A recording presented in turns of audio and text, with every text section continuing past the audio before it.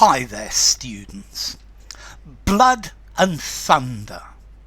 We use this as an adjective. It means sensationalism. It means full of melodrama. So he was a blood and thunder preacher, and fire and brimstone will come down from heaven and you will be destroyed for your sins. This is blood and thunder.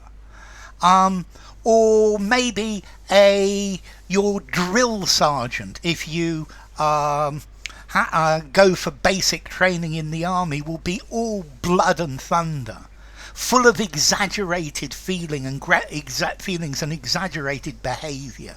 Yeah, if you do anything wrong, he will be terribly upset, and he will punish you very severely. In a blood and thunder speech, he called for sacrifice from everyone. So this is sensationalist. It's full of violence and exaggerated melodrama. I guess John Wayne always starred in blood and thunder movies, a movie full of blood and thunder. Yeah, characterized by melodrama where there's violence and uproar and strong violent things happening. It was a real blood and thunder match with 3 players sent off and a very high score. So yes, it was the blood and thunder match that they expected, full of savagery and tragedy and things like that. Let's see. This comes originally from I think from 19th century blood and thunder novels, or blood novels, where these were called penny bloods. They were cheap sensationalist novels where there's lots and lots of action taking place. So blood and thunder, sensational dramatic incidents, a sensational and dramatic person. So I don't like blood and thunder movies. I like something a little bit more subtle.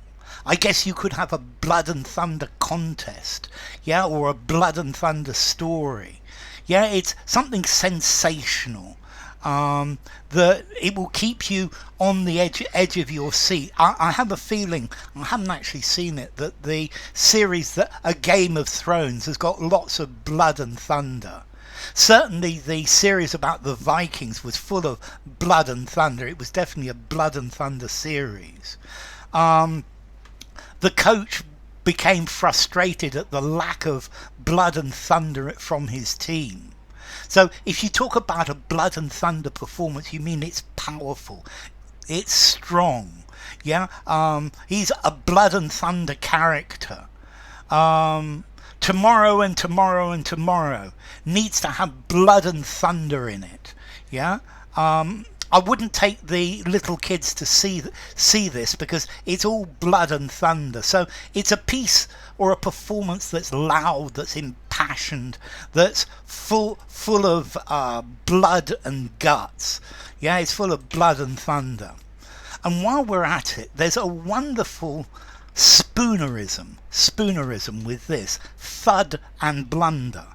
And a sudden blunder is where the adventure is characterized by silly errors and by everything going wrong. So a spoonerism is where you take the beginnings of 2 words and you transpose them. So blood and thunder, thud and blunder. And a sudden blunder novel is where they go round committing humorous or sad errors, and that's the idea. But so blood and thunder as an adjective: melodramatically violent, aggressive, blood and thunder stories to keep teenagers excited and interested. Blood and thunder, I think I'm going to give it a for informality. So I think probably best used in an informal conversation. I think you could use it in a semi-formal conversation or a semi-formal writing, but certainly no more. So, blood and thunder.